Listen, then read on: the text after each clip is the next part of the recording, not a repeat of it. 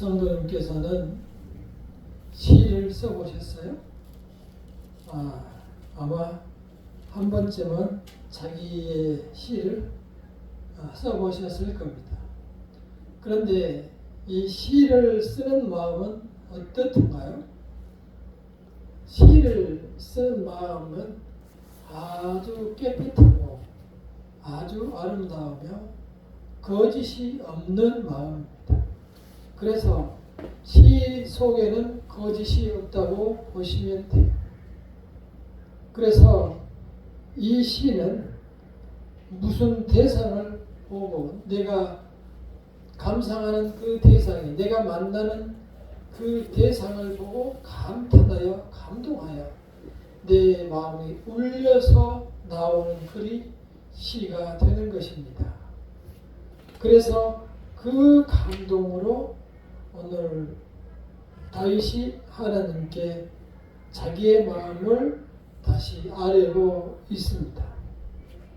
이 시는 참으로 하나님과 그 하시는 일을 극찬하고 또한 우리 하나님께서 우리에게 주신 그 말씀이 너무 선하고 아름다워서 참으로 우리에게 많은 것을 얻게 하실 수 있는데 안타깝게도 인간의 연약함으로 그러한 하나님이 주신 은혜를 누리기가 어렵게 되어 있다라고 마지막에 14절에서 말씀하고 있습니다. 자, 오늘 이 말씀을 통해서 주님의 은혜가 함께 하시기를 간절히 축원합니다. 하나님께서는 먼저 존귀하시고 이 어미하신 그 모습을 바라보기를 원하십니다. 먼저 19편 1절을 보면 하늘이 하나님의 영광을 선포하고 궁창이 그의 손으로 하신 일을 나타내는 도다. 이렇게 시작하고 있습니다. 그것은 하나님의 어미하심과 그 전지전능하심을 보고 분명히 누군가가 이 세상 삼라만상에 섭리하고 계심을 보고 쓴 것입니다. 그래서 하나님이 영광을 선포했다는 얘기는 어떤 영광을 받아라 이런 것이 아니고 우리가 이 세상에 돌아가는 원리를 보면서 봄이 오고 여름이 오고 가을이 오면 겨울이 오고 그러한 삼라만상의 계절의 순환과 또한 밤과 낮이 매일 똑같이 순환되고 또한 이 지구가 공전을 하면서 1년에 365일을 그대로 그 같은 길을 돌아가며 이러한 것을 봤을 때 분명히 하나님께서 계신다는 사실을 보고 우리는 하나님께서 영광을 받으시기 합당하다라고 우리 자신이 고백하는 것, 그것이 하나님의 영광을 선포하는 것입니다. 하나님께서는 말로 하시지 않고 말이 없더라도 우리가 가만히 보면 이제 가을이 지났으니 겨울이 오겠구나. 그래서 날은 날에게 말하고 달은 달에게 말한다는 것이 이렇게 계절이 바뀌면서 차츰 겨울로 가는 것을 보면서 이제는 그 소출을 다 열매를 거둬들여서 겨울을 준비해라. 그리고 또한 날씨가 추워질 테니 따뜻하게 옷을 입어라. 이렇게 가을이 겨울에게 말을 해주는 것처럼 느껴지는 거예요. 그걸 보고 우리는 깨닫게 되는 거예요. 사람들이 대부분 그 정도의 지식을 갖게 됩니다. 날이 하루가 어두워져서 저녁으로 되어갈 무렵에 우리는 하루를 이제 마무리하고 집에 가서 쉬고 잠을 자야 되겠구나. 이렇게 생각을 하는 것처럼 온 세상 삼라만상이 돌아가는 것이 하나님의 섭리 안에 있음을 오늘 말씀에서 보여주고 있는 거예요. 그래서 많은 과학자들이 하나님이 정말 계신가? 이런 것을 탐구하기도 합니다. 그래서 우리는 옛날에는 그랬어요. 지구가 이렇게 있고 하늘을 보면은 틀림없이 하나님이 저기 어디 달에 있든지 별에 있든지 아니면 공중 어디에 하나님이 계실 것이다 이렇게 생각을 했어요. 그래서 이 달에 맨 먼저 도달한 사람이 미국 사람이 아니고 러시아 사람이었어요. 러시아가 먼저 도착해서 1961년 제가 태어날 때 그때 이미 달에 도착했어요. 가가라는 사람이 갔는데 자기는 아무리 공중을 돌아다녀 봐도 하나님이 없더라. 그렇게 결론을 내렸어요. 근데 그 다음 해에 미국이 깜짝 놀라서 다시 미국에서 위성을 쏴서 이제 달나라를 미국도 갔죠. 그때 존 콜린이라는 사람은 가서 보고서 온 땅 지구에도 그리고 이 달에도 하나님의 영광이 가득하다. 이렇게 그 사람은 말했어요. 수많은 거기 그 연구진들도 그래서 많은 사람들이 하나님을 믿게 되었어요. 그 두 사람만 봐서도 우리는 하나님의 사람과 아닌 사람을 알 수가 있는 거예요. 우리가 그러한 하나님의 능력을 성도들은 적어도 발견할 수 있어야 합니다. 세상을 바라보며 세상이 어두우면 정말 더욱더 갈수록 악해지는구나. 이 사실을 깨달을 수 있어야 하고 세상이 좀 더 시끄럽고 어려워지더라도 먹고 살기가 힘들어지더라도 그 속에서 하나님의 능력과 하나님의 계획이 있으시구나. 우리는 이러한 사실을 깨달을 수 있어야 합니다. 그래서 주어진 우리에게 인생 속에서 이제 우리 인간이 하나님의 만드신 피조물의 하나라는 것을 깨닫게 되면서 내가 하나님의 만든 피조물, 그 수많은 여러 삼란 만산 중에 하나인 나를 하나님께서 선택하여 불러주셨다는 사실을 내가 깨닫고서는 그 하나님의 참 어미하심과 훌륭하심과 나를 향한 그 사랑을 깨닫고 하나님을 바라볼 때 진정으로 우리는 하나님의 사랑으로 거듭날 수 있게 되는 것입니다. 이러한 시인처럼 오늘의 시인처럼 우리도 하나님을 바라볼 수 있기를 하나님의 능력과 역사와 권능을 바라볼 수 있기를 간절히 축원합니다. 또한 우리는 이 말씀을 통해서 이 인간의 연약함을 깨닫고 하나님께 나의 연약함을 말씀드리고 아뢰 수 있기를 간절히 소원합니다. 오늘 하나님께서는 7절에서 한번 보도록 하겠습니다. 7절 함께 읽어보겠습니다. 시작. 여호와의 율법은 완전하여 영혼을 소생시키며 여호와의 증거는 확실하여 우둔한 자를 지혜롭게 하며 이 하나님의 말씀인 이 율법은 사람 하도 그 율법이 완전해서 전혀 부족함이 없어요. 그래서 그 말씀을 따라서 살아가면 어리석하고 부족한 사람도 지혜롭게 되고 완전하게 된다. 이렇게 말씀해 주고 있습니다. 하나님의 말씀은 전혀 부족함이 없고 사람을 새로 태어나게 할 만큼 권능의 말씀이다. 그래서 하나님의 말씀은 우리가 정직한 사람들이 그 말씀을 따라 살게 되면 하나님을 기쁘게 하고 내 자신도 기쁜 마음으로 이 세상에서 살아가게 되고 그 말씀을 지키며 살아가면 네가 깨끗해져서 하나님을 볼 수 있게 되는 것입니다. 그리고 내가 정결하게 살면 하나님과 더불어 영원히 죽음을 두려워하지 않고 세상을 살 수 있게 되는 거예요. 문제는 우리의 부족함이에요. 우리가 그 말씀을 정말 그러한가라고 따져보지 않고 말씀을 너무 쉽게 소홀하게 생각하고 이 세상에만 귀를 기울이고 살아간다는 것입니다. 그러다 보니까 하나님의 말씀과 법과 그 율법을 더 아름답고 귀하다고 생각하기보다는 세상의 황금이 훨씬 귀한 거예요. 세상의 황금이 정말 내 생명보다 더 귀하다고 생각하는 게 오늘날 우리나라의 사람들의 삶이에요. 그리고 그것을 누리는 것을 가장 큰 행복으로 생각하고 있어요.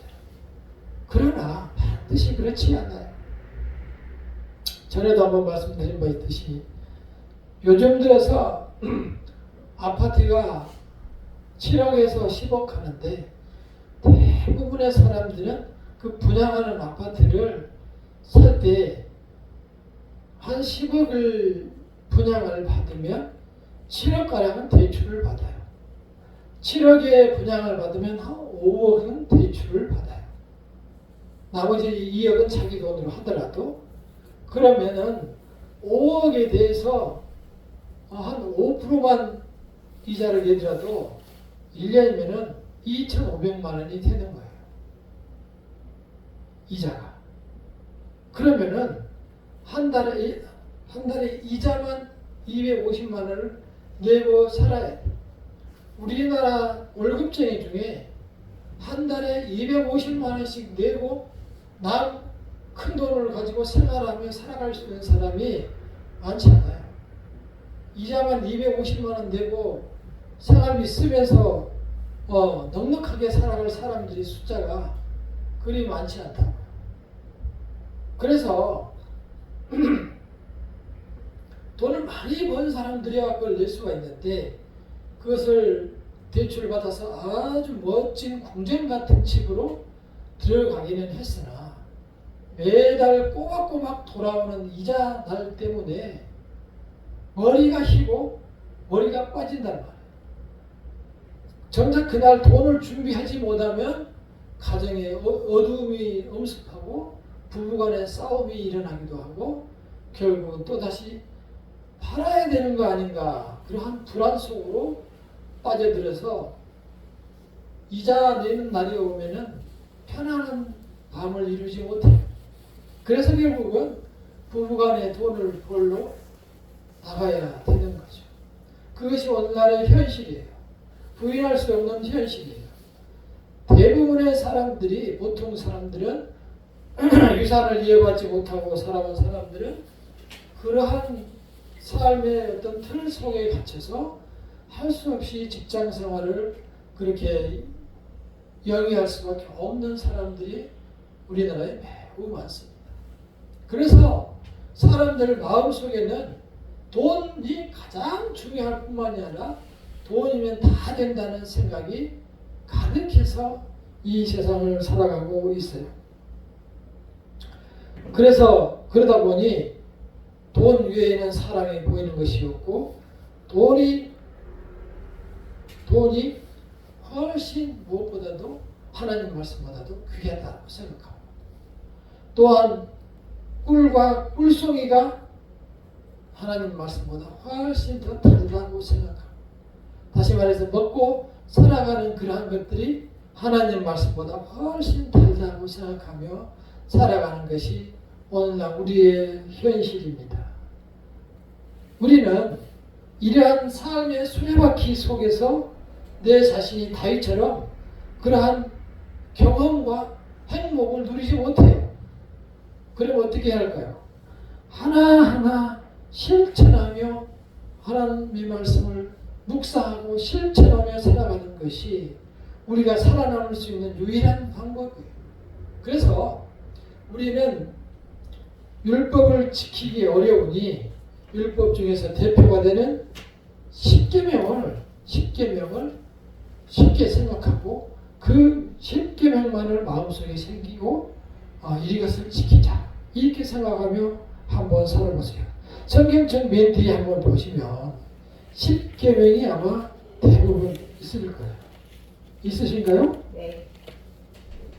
한번 함께 읽어볼까요? 제1ön부터 시작.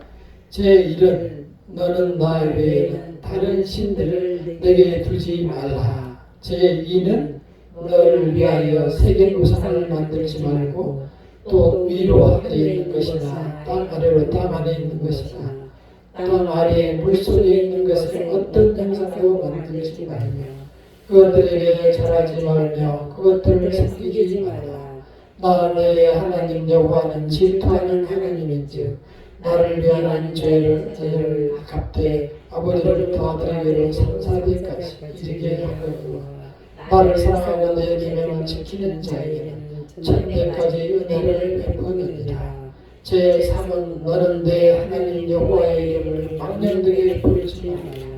여호와는 그의 이름을 망령되게 부르는 자를 죄없다 하지 아니하리라. 제4는 안식일을 기억하여 거룩하게 지키라.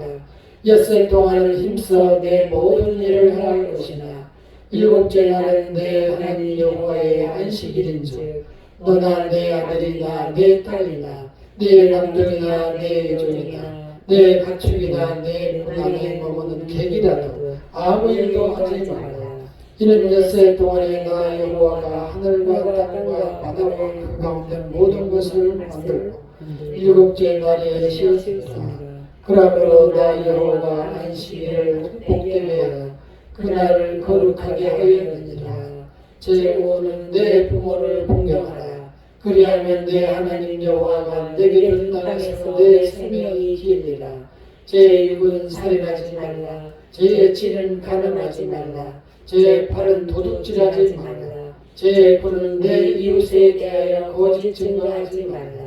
제10은 내 이웃의 집을 탐내지 말라.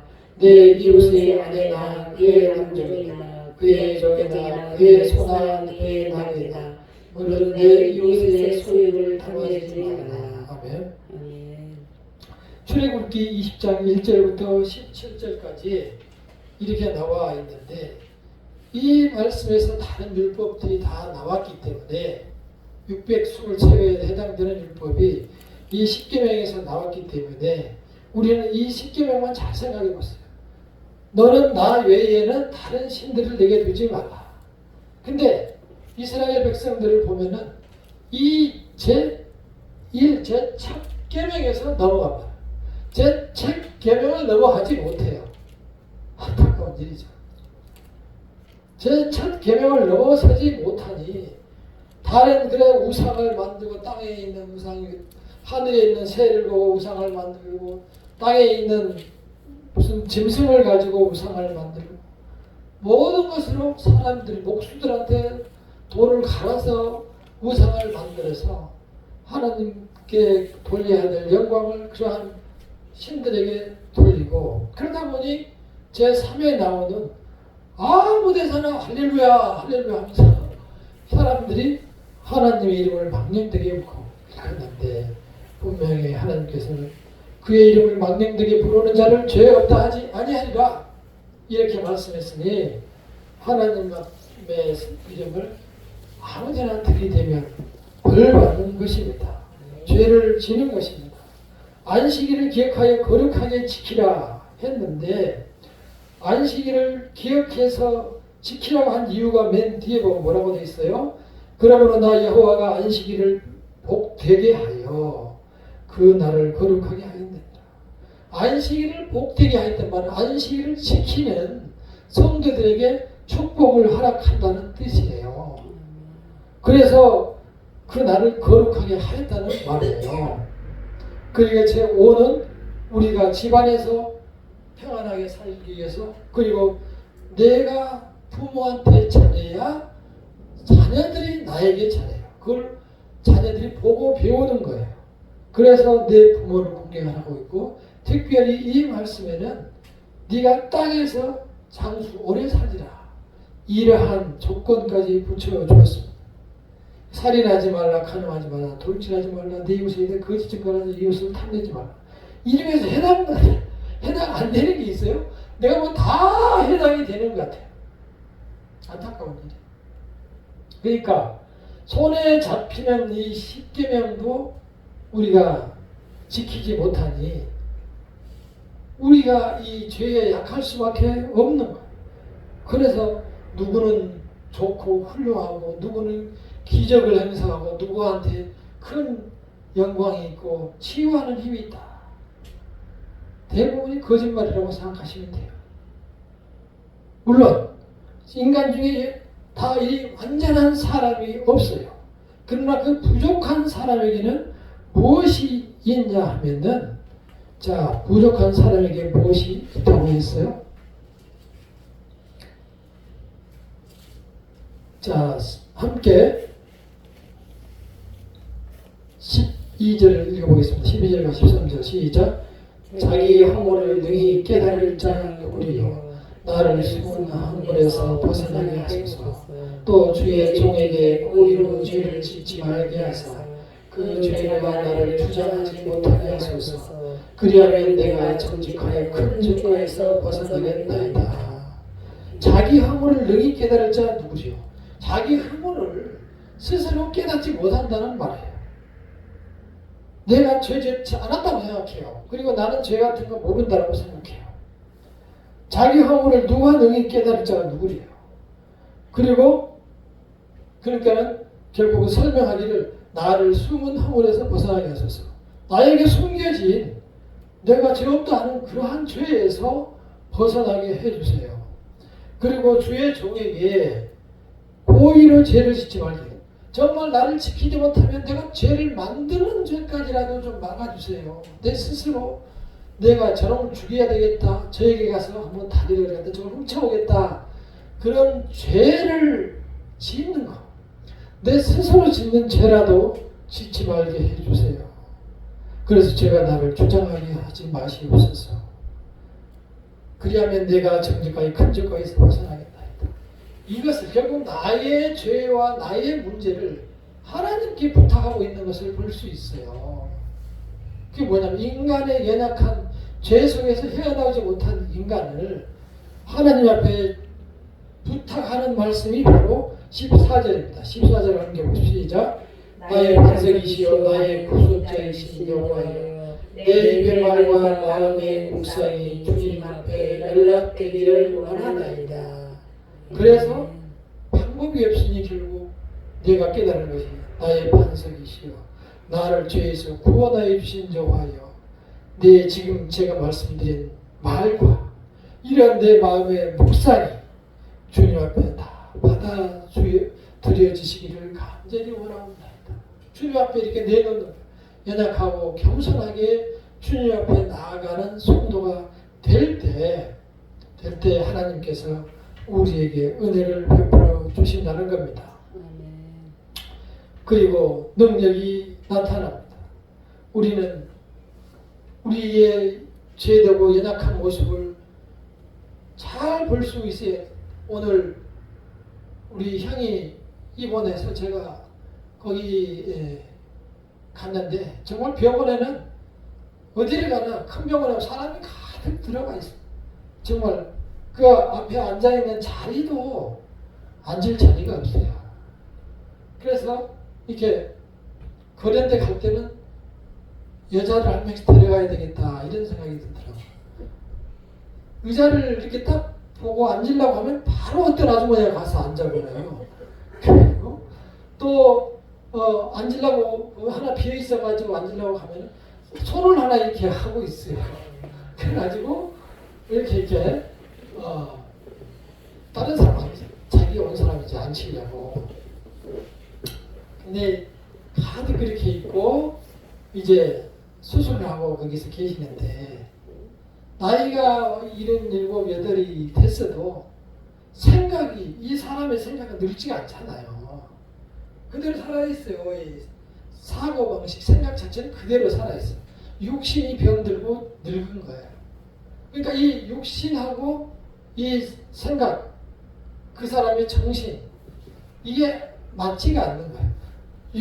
이 육신은 이렇게 병들어서 내 발을 내가 움직일 수 없는데 내 정신, 내 마음은 고향으로 가고 싶고 너네 집에도 가고 싶고 친구도 만나고 싶고 이렇게 되는 거예요. 그런데 내 몸이 병들기 때문에 할 수 없잖아요.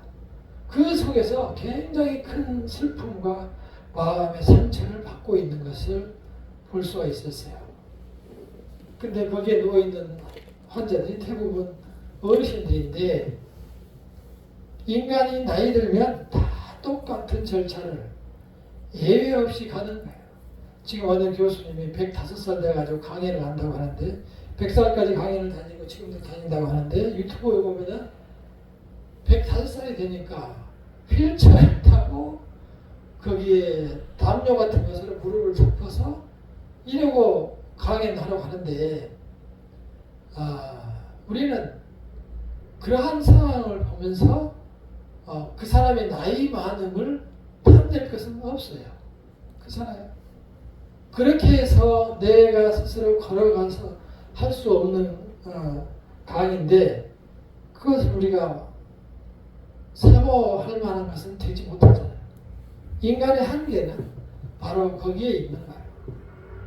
그래서 우리 인간의 한계가 거기에 있음을 우리가 아는 것이 매우 중요합니다. 우리는 그래서 하나님께 이렇게 내 자신을 맡길 수 있어야 합니다. 맡긴다는 것은 내가 기도하면서 주여 저의 능력은 여기까지입니다. 제가 주님께 피하옵니다. 주님은 나의 반석이 되십니다. 주님은 나의 피할 바위가 되십니다. 제가 주님께 나아갑니다. 하면서 내 입술로는 주님의 말씀을 사모하면서 주의 말씀이 금보다 더 귀합니다. 듣고 보니 주의 말씀이 꿀보다 더 답니다. 이렇게 생각하면서 우리가 살아가며 가야 합니다. 그때 하나님께서 놀라운 능력과 평안함과 그분에게 자유를 허락해 주시는 거예요. 거기에 나아가려고 노력을 하셔야 그러한 영광과 기쁨과 평안을 맛볼 수가 있는 거예요. 나에게 있는 죄를 그대로 덮어놓고는 어떠한 영광과 권능도 행할 수가 없을 뿐만 아니라 누릴 수가 없는 거예요. 제가 계속 말씀을 낮 시간 예배에도 말씀을 드리는 바는 그것입니다.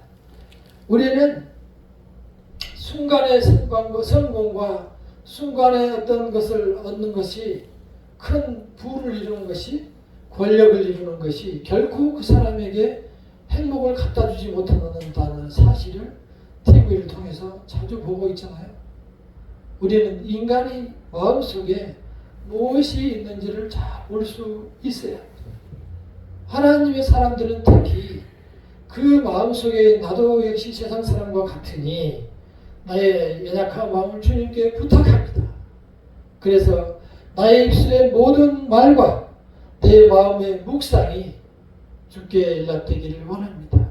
라고 맡기는 신앙으로 이 세상을 살아가며 승리할 수 있기를 간절히 축원합니다.